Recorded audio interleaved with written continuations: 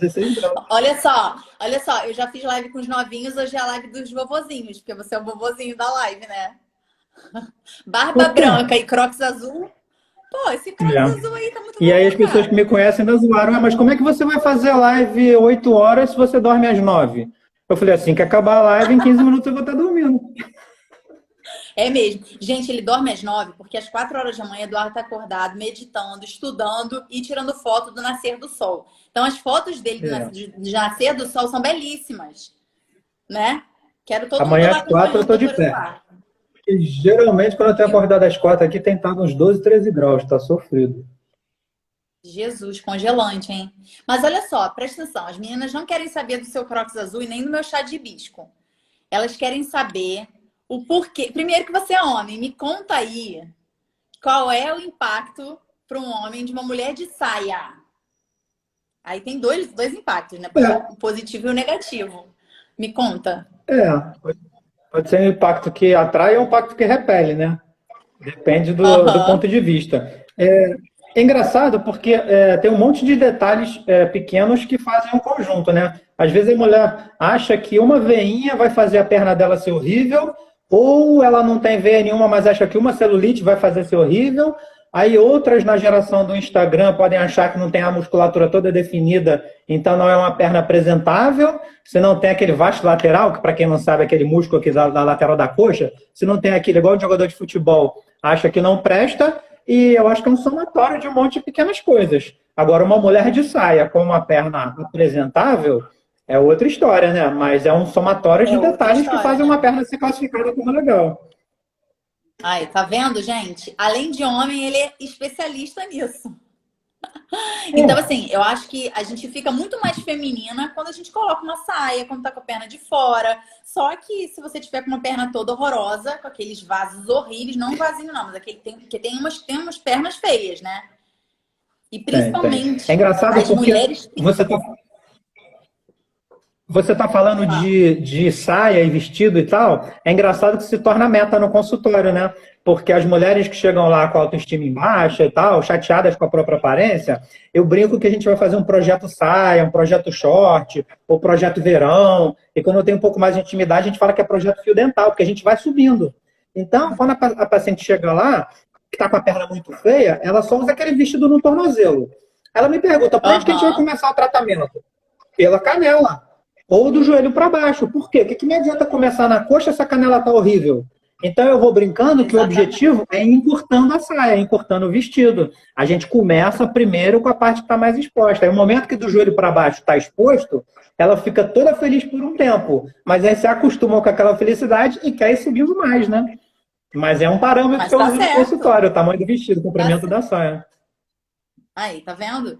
Mas e além da estética, assim, o que que elas mais te queixam? Queixam de dor? Queixam de quê? Inchaço? É engraçado porque varizes, a doença venosa em geral, ela traz sintomas.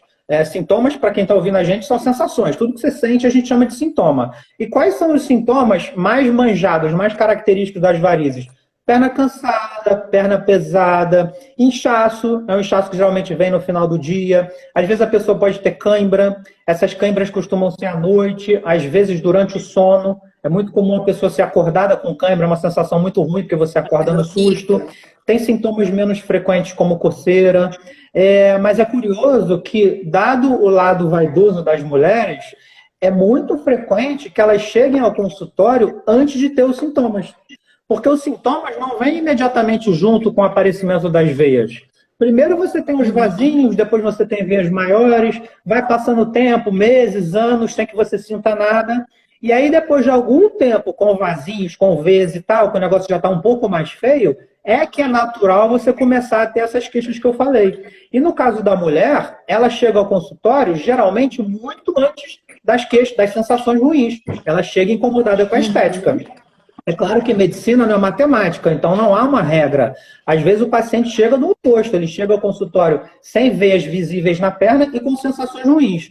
Mas a regra é, primeiro, Uhum. a tendência é, primeiro surgem as veias, para depois de um tempo começarem a vir as sensações ruins. E é curioso porque com o homem é o oposto. No homem aparece um vasinho Uhum. aqui, outro ali, depois aparece uma veia mais grossa, depois aparece uma veia horrível, depois aparece uma veia que está quase para estourar. aí ele vai lá obrigado pela mulher para fazer o tratamento, puxado pela Aham. orelha. Porque o homem só vai quando está com o pé na cova. E no caso da mulher, o alarme estética toca muito antes do que o alarme sensações ruins. Mas isso é bom também, né? Porque não deixa progredir uma coisa que você poderia corrigir antes, É ótimo. Eu né? vejo uma diferença muito nítida quando eu pego um paciente que está no começo do problema e o paciente que já deixou o negócio crescer. Principalmente pelo tempo de tratamento. Capacidade de Uhum. secar veia, a medicina me dá hoje de secar qualquer veia. Então não tem mais essa de vasinho, aplicação, veia grossa, é cirurgia. Praticamente a gente consegue secar todas as veias no consultório. Então, principalmente o que Gente, olha que torna coisa boa. então, assim, o que faz um tratamento, o que faz ser mais legal eu ter a chance de pegar um paciente no começo, é eu conseguir fazer um tratamento mais barato, mais rápido e menos doloroso. Porque se chega uma paciente Uhum. para mim que já está com a perna tomada de veia e de vaso, ela vai requerer, por mais que eu me esforce para tentar fazer a coisa rápida, eu brinco com o paciente que eu me esforço para que ela fique livre de mim o mais rápido possível, por mais que eu me esforce, não é fácil não, quando o paciente tem muita veia. Então acaba sendo um tratamento Uhum. mais arrastado, mais demorado, consequentemente mais doloroso e, consequentemente, mais dispendioso. Ah, mas mesmo que seja doloroso, né? Depois a mulher faz, se livra do peso na perna, se livra da estética ruim. Ela vai querer fazer, né? O homem acho que é mais mole, não é Assim, não? às Pra vezes fazer as coisas tratamento. vão acontecendo junto. Às vezes eu consigo melhorar a sensação de peso, as queixas, os sintomas. Às vezes eu consigo melhorar mais rapidamente com medicamento, com algumas mudanças de hábito de vida, já que eu não sou muito fã de medicamento. Quando há indicação e o paciente pode, prescrição de meia elástica. Então, nem sempre o Uhum. tratamento dos sintomas e das veias visíveis corre junto. Às vezes dá para fazer uma coisa Entendi. separada. Por exemplo, eu tenho uma paciente, às vezes, que chega ao consultório com sensações ruins e com incômodo estético. Mas, naquele momento, ela não está disponível para ir lá semanas seguidas para fazer o tratamento dos vasinhos. Então, eu preciso resolver o que está incomodando ela mais imediatamente, que são as sensações ruins. Então, eu deixo as Uhum. aplicações para um segundo tempo e tento, com mudança de hábito de vida, uma atividade física, uma meia elástica, quando é o caso, dar uma melhorada nas sensações ruins dela. Em último caso, o remédio, que é o que eu menos gosto Fazer. de usar nesse tipo de caso. Entendi. E me fala aqui, qual que é a indicação de uso de meia elástica? Porque tem gente que usa sem Ah, ter indicação, tem gente que tem indicação e teoricamente, não usa. mais ou menos. E a Assim, gente é está no difícil Rio de falar assim, Janeiro, né? genericamente. Eu sei. Ah, A meia elástica é o seguinte: a meia elástica, como tudo na vida, tem prós e contras. Então você tem que botar na balança para ver até que ponto vale a pena prescrever aquela meia ou não. Então, se você me pergunta qual é a indicação, eu te diria que muito mais gente teria benefício da meia elástica do que realmente eu prescrevo. Por quê? Porque se aham. ela vai ter um benefício pequeno, mas vai ter que gastar dinheiro com a meia, sentir calor com a meia, ter a encheção de saco de botar a meia para ter um benefício pequeno, eu não prescrevo a meia. Então, eu acho que os Uhum. benefícios têm que ser maiores do que o ônus.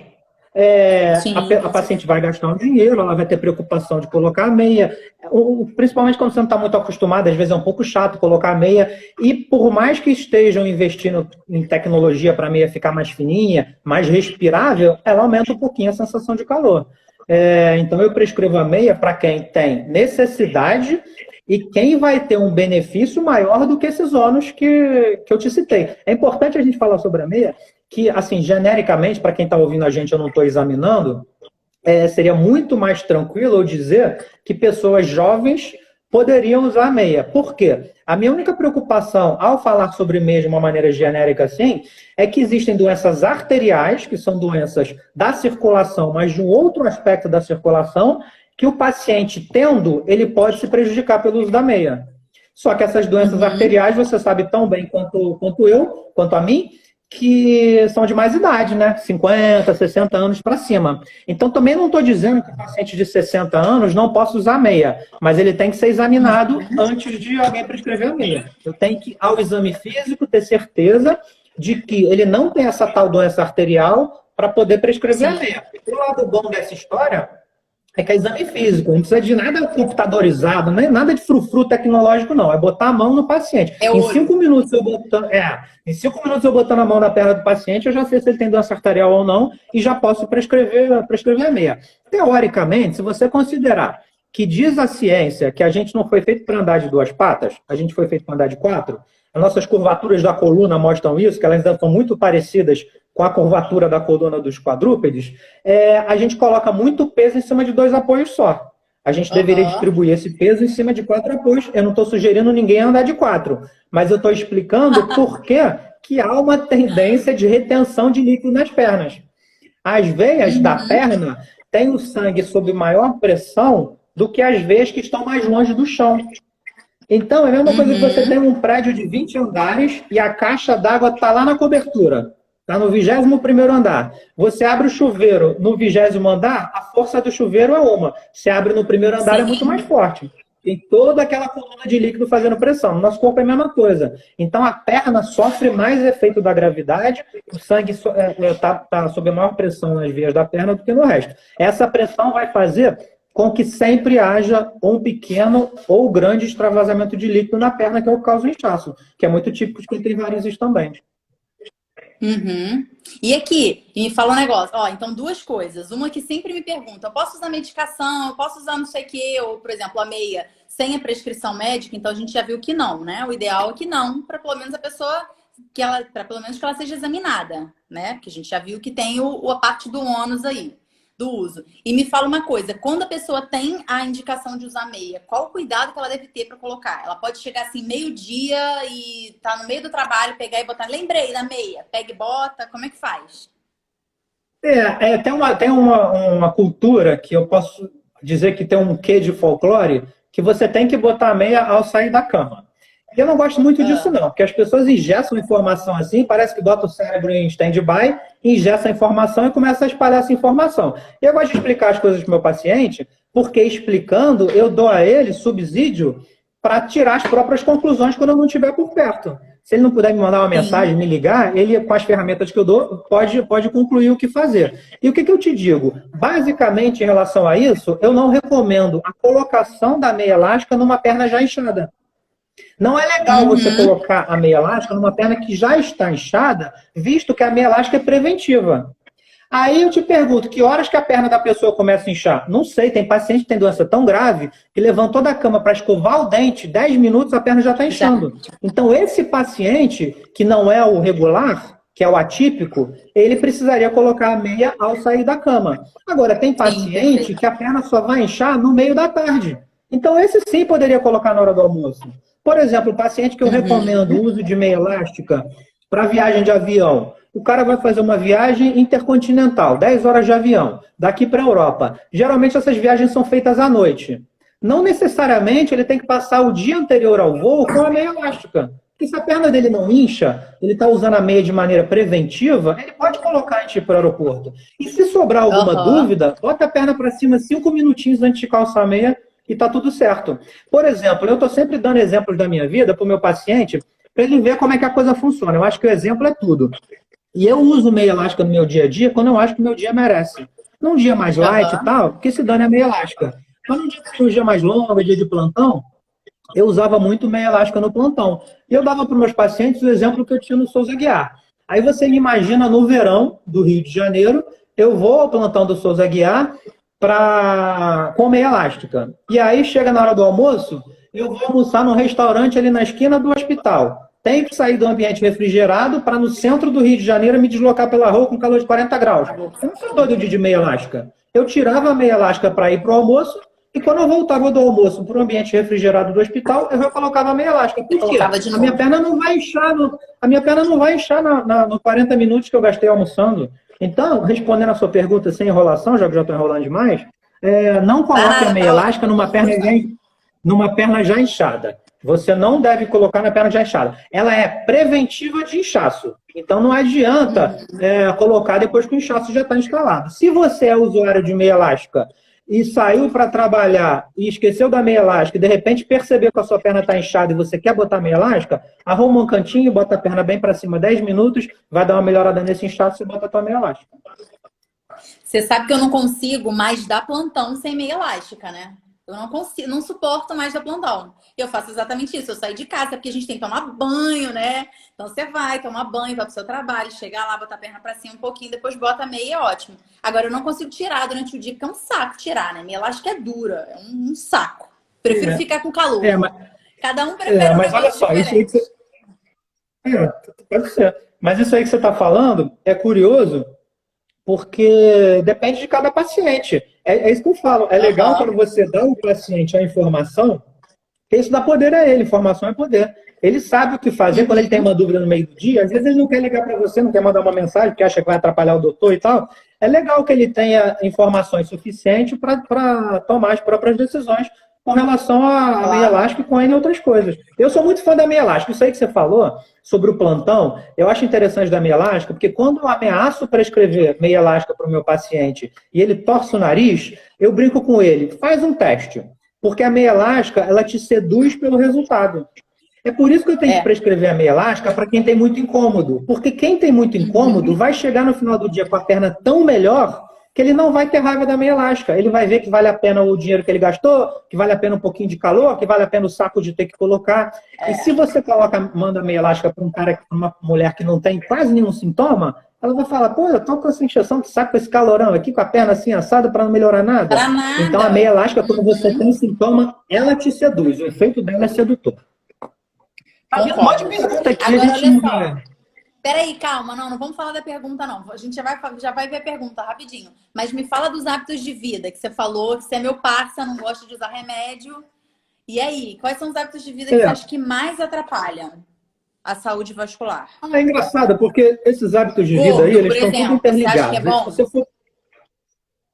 Oi? Gordo. Exemplo de quê? Gordo? Não, Não, gordo. gorda. A pessoa É quando tá engraçado. gorda. A pessoa quando tá gorda, quando usa pílula. Me fala aí. Eu tenho um grupo, todo mundo tem grupo de WhatsApp de amigos, né? Aqueles amigos de 20 anos. E eu, como todo mundo, tenho esse grupo. E os meus amigos, por exemplo, ficam se pelando de medo do coronavírus. Ok, o vírus tem que ser respeitado e tal. Mas a maioria deles tem a minha faixa etária, 40 anos, um pouquinho menos, um pouquinho mais. Eu estou com 43. E por que eles estão se pelando do vírus? Pô, tá tudo 15 quilos acima do peso, enche a cara de cachaça todo dia, pressão alta, diabetes, uns caras de 40 anos, pesado, diabetes. Tomara que nenhum deles esteja vendo essa live. Pesado, Deve ter algum. diabético, Já vai botar no hipertenso. Google. Aí você pensa, eu falei agora rapidamente sobrepeso, diabetes e hipertensão. São fatores de risco gravíssimos para a doença que mais mata no mundo, que é a doença cardiovascular. Então a gente sai até do assunto varizes ou pernas bonitas para ver que no assunto saúde, os mesmos hábitos te livram da maioria das doenças. Que hábitos são esses? Manter um peso legal, fazer uma atividade física. Se você fizer uma atividade física, vai ser natural que você consiga manter o peso legal. Se você tiver aquela atividade física legal e o peso legal, provavelmente você come bem. Então já são 3 coisas: boa alimentação, atividade física e manter o peso bom. Se você mantiver o peso bom, você vai ter mais prazer de academia, levantar um pezinho. Por quê? Porque quando você está gordinho, você tem que trabalhar muito para ver algum resultado na academia. Quando você está num peso bom, começou 1 mês, 2 meses na academia, você já vê um músculozinho aparecendo aqui, outro ali. Então uma coisa vai puxando a outra. A pessoa que come bem, está com aparência boa, faz atividade física, provavelmente não é fumante. Ou se é fumante, vai deixar de ser, porque vai comprometer o gosto da comida, não sei se ela vai conseguir comer bem, vai comprometer o resultado dela fazendo atividade física. Se o cara for magro, salvo o diabetes tipo 1, que é aquele que a pessoa já tem o diabetes na infância, o diabetes tipo 2, dificilmente um magro que come bem e faz atividade física vai ser diabético. Dificilmente um magro que come bem e faz atividade física vai ser hipertenso. Olha só como é que a gente já tirou quase todos os venenos que acabam com a saúde das pessoas e que está aí presente na vida da maioria das pessoas que estão ouvindo a gente. E tudo isso aí te previne também. Vamos chegar lá já, porque aí o anticoncepcional, ele está num lugar especial. Porque o que ele tem de vilão um pouco diferente desses outros é que ele é um vilão disfarçado. Por exemplo, a pessoa que está vendo a gente aqui e que fuma, ela fuma de sem vergonha.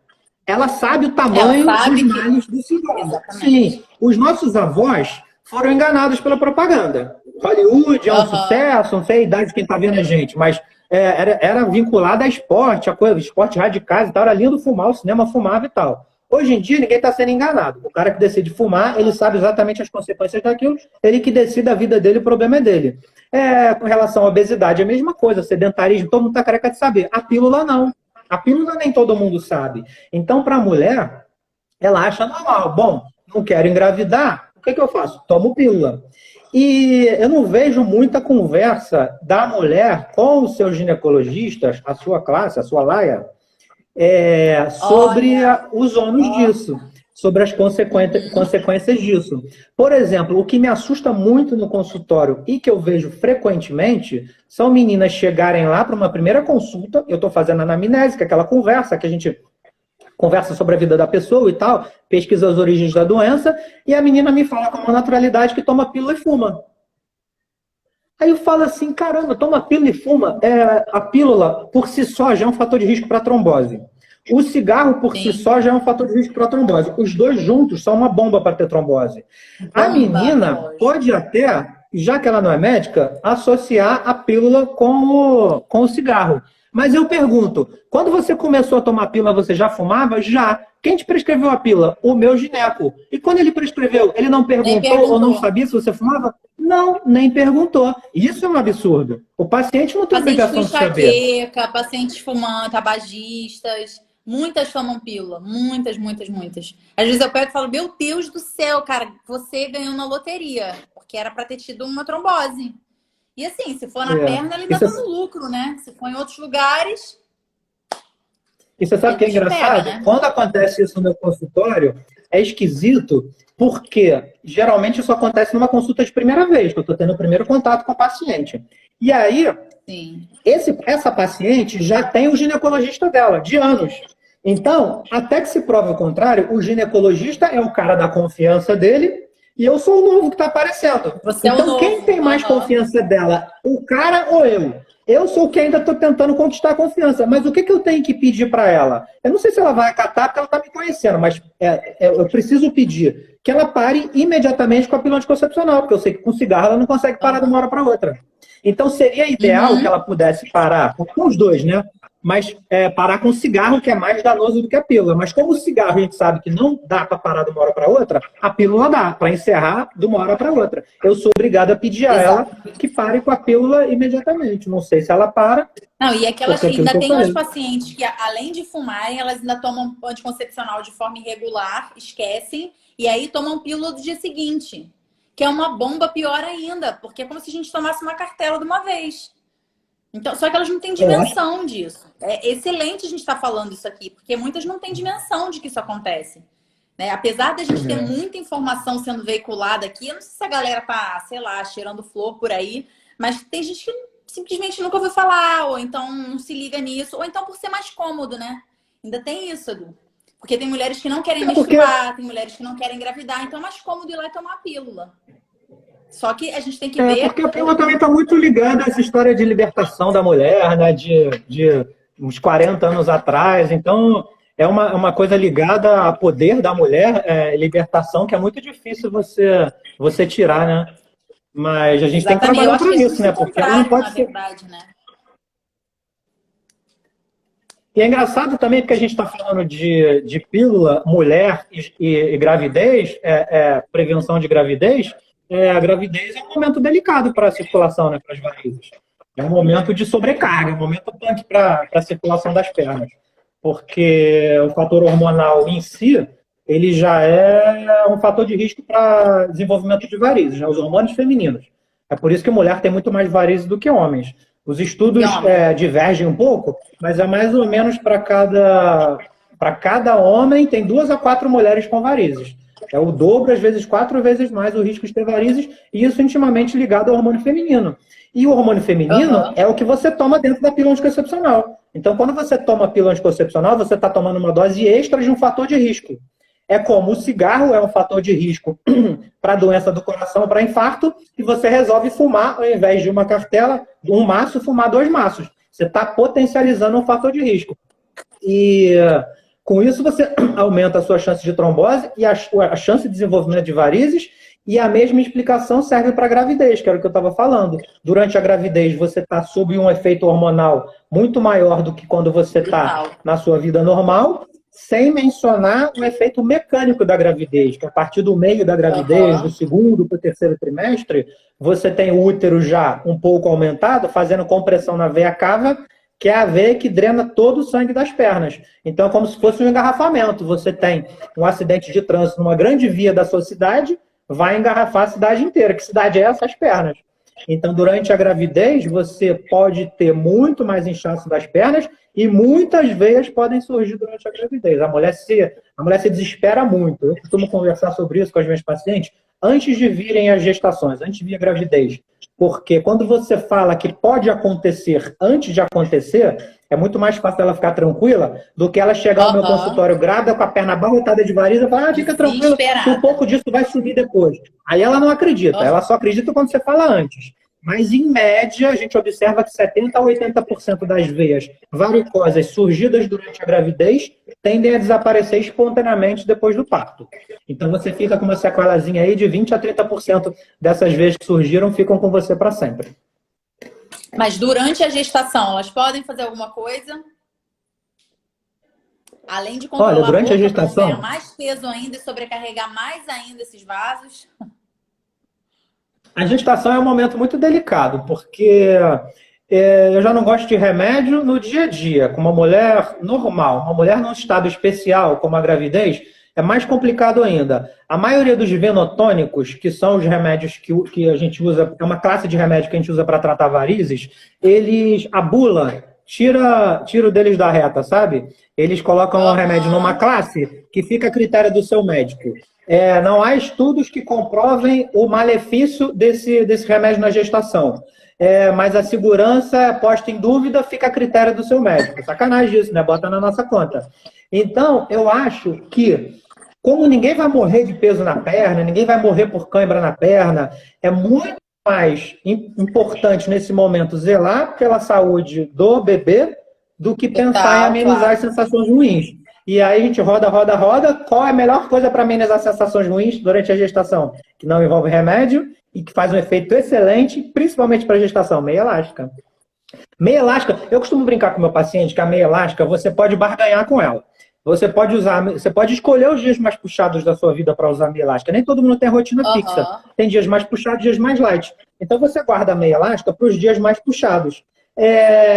Então ele pode negociar. Tem 2 situações que não dá para negociar. Uma é um voo de longa distância, que é muito fator de risco para desenvolver trombose, e outra é do meio para frente de uma gestação em que há inchaço da perna. Aí não dá para ficar choramingando com a meia, não. Bota a meia, ela vai te proteger, ela vai te melhorar as sensações ruins e ela vai te proteger de ter mais varizes como consequência depois do parto. Perfeito. Edu, e me fala uma coisa, essas grávidas, elas têm que... Calma, a gente vai falar da atividade física, que estão perguntando os negócios aqui. Mas essa grávida que está usando a meia, ela tem que usar a meia curtinha, ela tem que usar aquela meia até a barriga, ela tem que usar a meia onde? Na maioria das vezes.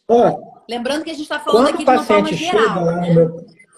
Quando o paciente chega no meu consultório e diz que o doutor fulano prescreveu a meia inteira, que é a meia calça que vai até a cintura, eu peço para não me dizer o nome do médico.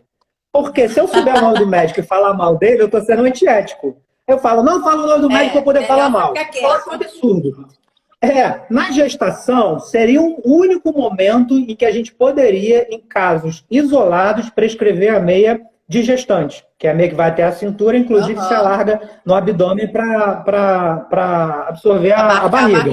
Mas, de uma maneira geral, no dia a dia, eu diria para você que 99% das vezes eu prescrevo a meia 3/4, que é aquela que vai só até o joelho, tipo jogador de futebol. Sim. Então, mas estão falando aqui, 7/8 ou 3/4 garroteiam a perna? Sim, vou falar sobre as duas. A 7/8, ela não costuma garrotear a perna. Por quê? Porque ela 7/8 vai ancora até mais ou menos no onde? meio. Explica até onde vai. 7/8 é aquela que você usa para seduzir o seu marido. Aquela que se junta na A liga. da É cinta aquela que vai mais ou liga. menos até a metade da coxa. Fica mais ou menos a um palmo da virilha. Essa é a 7/8. Tá. A 3/4 é de jogador de futebol. Então, a 3/4, para mim, ela é a mais prática de colocar, faz menos calor e faz o efeito que eu preciso. Por isso, raramente eu passo outras. Às vezes o paciente tem veias visíveis nas coxas e fala, mas você vai me passar a 3/4? A meia não tem que cobrir todas as veias? Não. A meia não tem que cobrir todas as veias. A meia tem que impedir o sangue de ficar estagnado no lugar mais delicado que é a batata da perna.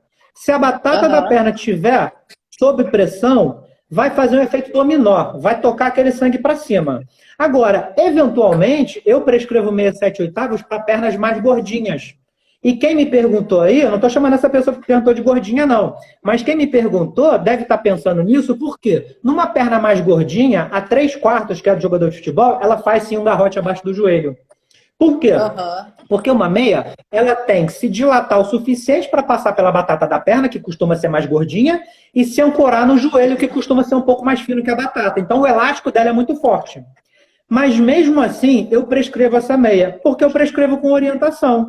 Porque eu converso com o meu paciente. Eu não acho que é perda de tempo conversar com o meu paciente. O que eu digo para o meu paciente? Estudos com ultrassom, com Doppler, mostram que se a área ao redor do tornozelo e até a metade da batata da perna estiverem sob pressão, a meia está fazendo o papel dela.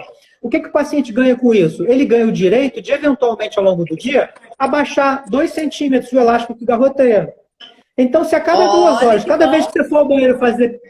Cada vez que você for ao banheiro fazer xixi, você der uma baixadinha na meia, tá ok. Vai estar aquela marca forte do elástico, você baixa um pouquinho. Dali a 3 horas, quando você for fazer xixi de novo, você puxa ela para cima na posição que ela estava anteriormente. E por que eu posso dizer isso? Porque eu tenho lado prático e lado teórico. Eu tenho lado do estudo e eu uso a meia 3/4. Eu sei o tipo de garrote que ela faz. Se eu prescrever a meia 3/4 para alguém que tem a perna muito gordinha, mesmo mudando de posição é incômodo. Então, às vezes, para pessoas mais gordinhas, eu prescrevo, depois de dar uma bronca para ela ser gordinha e mandar ela emagrecer, eu prescrevo a 7/8. Agora, 7/8, por exemplo, como tudo na vida tem pró e contra, o elástico dela não garroteia, porque ele não é tão forte quanto o da 3/4. Qual é o ônus disso? Mas ele escorrega rola muito ao longo do dia. Esse colar é opcional, porque tem meias que tem umas bolinhas de silicone para aderir à pele, para não deixar ela escorregar. melhores. Mas tem paciente que faz brotoeja, que faz alergia, não usa meia no calor, aí sua. Não sou muito fã disso, não. Mas a meia 7/8 costuma escorregar um pouco. Escorregar, paciência. Cada vez que você for no banheiro, você dá uma puxadinha para cima e em nenhum momento você vai precisar largar o que você está fazendo para ir ao banheiro só para reposicionar a meia. Sim, perfeito. E me fala do exercício. Você sabe que qual é o benefício do exercício? Não, deixa eu falar só uma coisinha da meia. Você sabe que é uma coisa curiosa? Deixa. Quem prescreve a meia inteira, a meia calça que vai até a cintura, eu vejo muito isso. Médicos que prescrevem para paciente não gestante a meia que vai até a cintura. Você sabe que tem estudo que comprova que ela aumenta o índice de infecção urinária? Ah, claro. Porque ela é tão trabalhosa, Aquela tão meia chata, que o paciente fica com preguiça de fazer xixi. O paciente fica com preguiça de fazer xixi. Então, vocês, mulheres, já tem uma tendência maior à infecção. Se começar a reter urina e ir pouco ao banheiro, aumenta a infecção urinária. Ela é tão incômoda que você fica prendendo o xixi para não ter que ir ao banheiro. Isso aumenta a incidência de infecção urinária. Ou seja, não gosto mesmo. A periquita só. A gente tá com um delay aqui no som. Eu falo e você me escuta mó tempão depois. Mas é isso mesmo. É isso mesmo. Acaba piorando infecção urinária, infecções fúngicas, porque não tem jeito, né? Aquilo ali é abafado na vagina o tempo inteiro. A mulher tem mais dificuldade de tirar. Então, ela acaba esperando aí uma vida e meia para conseguir fazer xixi, né? Mas me fala do exercício. Vai que o nosso tempo tá acabando. Ah, tem tempo? Quanto tempo tem? Claro, menino. Tem tempo. Tem 20 minutos, mas a gente ainda tem que responder pergunta. Exercício. Fala do exercício. Exercício. Eu sou fã de exercício, né? Eu faço tudo que você pode imaginar, eu adoro, é fundamental. Mas para as pernas especificamente, para as pernas você fica fazendo aquela invertida lá da yoga, né? Aquilo é bom inclusive para circulação, né? Porque se você deitar e apoiar a perna na parede, assim, uns 45 graus, já melhora o retorno venoso, imagina ficar de ponta cabeça. Só não pode ficar muito tempo, senão eu vou ter varizes na cabeça, né? Varizes no pescoço, varizes no braço. Se a gente andasse plantando bananeira, a gente ia ter varizes nos braços. Mas a atividade física... A atividade física ela é importante para não deixar o sangue estagnado na perna. A gente tem mecanismos de bomba, que são a musculatura da perna, que você sabe tão bem quanto todo médico, que se chama coração periférico. A batata da perna, cada vez que a gente contrai a batata da perna, ela espreme os vasos da perna e bombeia o sangue para cima, como se fosse uma ordenha. Esmaga o sangue mesmo. Como ele não tem como descer, ele tem que subir. A sola do pé, por exemplo, é como se fosse uma esponja. Quando a gente faz o efeito de massagem por pisar no chão, a gente espreme essa esponja, o sangue sobe até a panturrilha se contrai, ele sobe um pouco mais. Então, são corações periféricos, tamanha a importância desses órgãos do bombeamento de sangue. E se você parar para pensar, qualquer atividade física, seja ela aeróbica ou anaeróbica, corrida ou musculação, vai fazer contrações da batata da perna. O paciente costuma me perguntar, mas para prevenir de varizes tem que ser corrida, tem que ser bicicleta, tem que ser aeróbica, musculação da varizes? Não. É isso que eu falo. Eu dou informação para o paciente chegar às conclusões sozinho, quando ele não tiver a mim. Não. Isso é uma desculpa que você usa para não malhar. Então, a partir de amanhã, você pode se inscrever. Assim que acabar a quarentena, você pode fazer a inscrição na academia. Tadinha, aí eu vou te falar. Vai até pagar o nome agora daqui, hein? Eu vou te falar o que eu falo para uma paciente. Se eu disse para você que a panturrilha é um coração periférico, que ela bombeia o sangue acima, você pensa, um exercício aeróbico, corrida, pedalada, caminhada, ele vai promover constantes contrações e relaxamentos da batata da perna. Contrai e relaxa, contrai e relaxa. Está fazendo a bomba funcionar? Sim. Agora eu te pergunto, e se através da musculação você obtiver uma panturrilha mais forte? Cada contração dessa bomba vai ser mais forte, vai ser mais vigorosa. Então, a associação das duas coisas é super interessante. O folclore que tem em cima da musculação é que atletas mais voltados para o lado profissional, fisiculturistas, halterofilistas, podem pegar um peso na musculação que seria capaz de causar varizes. A gente que vai à academia para ficar com um corpinho legal, ficar de bem com o espelho, para ter saúde, né, galera? Não vai ter, não. Então, se você está usando isso para não malhar, vamos ter desculpa, porque essa desculpa não está colando, não. Malhar é muito bom, sim, inclusive para circulação. Como tudo na vida é equilíbrio, se você puder fazer um aeróbico, porque vai trabalhar a sua parte cardiovascular, que é importante também, independente das varizes, associado com exercício de força, que é um dos exercícios principais para garantir uma longevidade mais saudável, né? Porque a gente está vendo aí um monte de velhinho hoje em dia, de 80 anos, que está com a cabeça boa, que está cheio de dinheiro no banco e não sai do sofá, não vai fazer uma viagem porque não tem força muscular para aproveitar a vida. Então, não é nem isso. Não é nem viagem. Não tem força muscular para pentear o cabelo. Não tem força muscular para levantar da cama, do vaso. Isso é terrível. Imagina, população super ativa. Isso está diretamente relacionado à qualidade de vida, né? Claro, com certeza. Tá todo mundo envelhecendo sarcopênico, né? Porque tá todo mundo sedentário, ninguém levanta para nada. É carro, controle, ninguém faz mais nada. Coca-Cola. Mas vem cá. Olha só, estão me perguntando aqui. Depois que a paciente vai lá no seu consultório e resolve a perna, as varizes podem voltar? Como é que funciona isso? Podem voltar. Tem até um vídeo que eu já postei no meu Instagram falando isso, tamanha quantidade de vezes que me perguntam. E o que eu digo para essa paciente?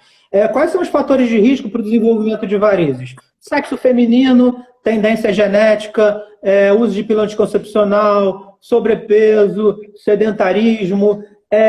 Esses fatores de risco, alguns são mutáveis. Sobrepeso a gente pode trabalhar, sedentarismo a gente pode trabalhar, pílula anticoncepcional pode, mas existem dois fatores que são os principais, que são sexo feminino e tendência genética. Isso não muda. Então, se o paciente chegar a mim com a perna lotada de varizes e eu resolver a perna secar todas as varizes dela, eu melhorei muito a perna dela, mas eu não mudei a genética dela e não mudei o sexo dela. Ela vai continuar sendo mulher e continuar tendo genética. Ou seja, os fatores de risco principais ainda vão estar lá. Então, é natural que, com o passar do tempo, novas veias se tornem varicosas. Aí a pergunta complementar que eu costumo ouvir depois disso é: quanto tempo depois surgem as veias? Não sei, porque medicina não é matemática. Eu posso passar para você o que eu vejo no dia a dia no consultório. Eu observo que quando eu dou alta para um paciente, ela costuma voltar, em média, 18 meses depois, 1 ano e meio. E se ela volta... 1 ano e meio, gente. 1 ano e meio... Se ela volta entre 1 ano e 1 ano e meio, para mim, eu consigo geralmente com 2 sessões só manter a perna limpa. Então, a manutenção é muito fácil. Ela só se torna difícil quando o paciente some por 10 anos. Aí, quando some por 10 anos, isso vai me demandar mais sessões para tornar a limpar a perna daquela paciente. Mas, em média, 1 ano e meio mais ou menos. Há pouco tempo atrás, eu fiquei tão feliz que eu até postei no Instagram também. Veio uma paciente, a Luciene, não sei se ela está vendo a gente, que eu dei alta para ela, ela voltou para mim 2 anos e 9 meses depois, e eu, em 2 sessões, sequei a perna dela toda de novo. Ela foi o meu recorde de paciente que eu consegui rapidinho assim e que sumiu de mim por tanto tempo. Foram 2 anos e 9 meses e ela voltou com 2 sessões só sequei. Mas se voltar a cada ano, 1 ano e meio, geralmente é o suficiente para manter a perna limpa. Tá vendo, gente? Tem que também, né, cuidar da saúde. Você tem que separar um momento para isso, né? Para não deixar o negócio ficar numa situação que já vai ter que ficar lá com o Eduardo, 1000 anos de novo, né? Mas Roberto, gente, olha só. Os pacientes do Eduardo adoram, tá? Os pacientes dele adoram ele. Tem uma coisa curiosa também, que às vezes eu desencorajo o paciente a fazer aplicação, sabia? Porque tem os extremos, sempre há os extremos. Tem a paciente que deixa a perna ficar lotada de varizes para ir lá, e tem aquela paciente que está com 2 ou 3 vasinhos, e quando eu pergunto onde estão, ela até demora para me mostrar. Aí quando ela começa a procurar o vasinho no acho, eu já interrompo logo e falo assim, se está difícil de encontrar, não tem que tratar. Eu não acredito em tratamento preventivo. Eu não acredito que os vasos tenham que ser tratados antes deles incomodarem esteticamente. Eu falo para a paciente, a hora que o vaso começar a incomodar sem que você precise forçar uma procura, a gente trata. E que hora é essa? Na hora que você eventualmente fica chateada de botar uma saia, você está com uma saia mais curta, passa na frente do espelho, e só de passar na frente do espelho a veia já está te chamando a atenção, essa veia merece tratamento. Agora, procurar veia na perna não, porque se eu procurar veia na perna de 1000 mulheres, eu vou achar veia na perna de 1000 mulheres. Óbvio. Então não é a presença da veia que merece tratamento. Vai achar. Eu tô parado no sinal na rua, esperando o sinal abrir, e tô olhando pro lado assim, eu já sei como é que é a perna de todo mundo que tá do meu lado. Ou seja, é possível o olho treinado achar veia na perna de todo mundo. Mas nem todas as vezes tem que ser tratadas. Então é muito comum o paciente chegar ao meu consultório para fazer a aplicação e sair sem aplicação. Só que daqui a 6 meses, se aumentar a quantidade de veia, se ficar mais fácil encontrar veia, se a veia estiver chamando a atenção, piscando, olha eu aqui. Aí você volta que a gente trata. Mas se a veia requer esforço para ser encontrada, ela não merece tratamento. Deixa pra lá. Edu, olha só, última pergunta que a nossa live vai acabar. As pessoas que têm bons hábitos de vida, fazem exercício, não têm sobrepeso, não usam pílula, mas ficam trabalhando sentadas horas e horas a fio, elas têm indicação de usar meia na maioria das vezes ou não? Isso sem exame físico. Olha como é que a informação, olha como é que a informação é um poder. Olha como é que a informação é um poder. Geral está perguntando. Aqui, queridos, por favor. Na função de advogada, fico muito tempo sentada trabalhando no meu escritório. Pratico boxe e musculação, mas seria bom usar as meias enquanto trabalho? É o que eu estava te falando, a informação é importante porque é a prova de que o paciente consegue chegar às conclusões sozinho depois que ele tem as ferramentas para isso. Eu falei com vocês a respeito das bombas, da panturrilha e tal. Então, qual seria o ônus de alguém que passa o dia inteiro em pé ou sentado, mas parado? O mais grave é o parado. É claro que entre estar em pé ou estar sentado, o em pé é pior por causa da coluna, da pressão, que eu brinquei no negócio do prédio e tal. Mas o problema aí não é estar sentado ou em qual posição que seja, é estar parado. Porque você não está botando os corações periféricos para trabalhar. Se você pensar... Então levanta, toma um café e volta. A cada 2 horas, vai falar com o vizinho, vai no banheiro, vai tomar um café.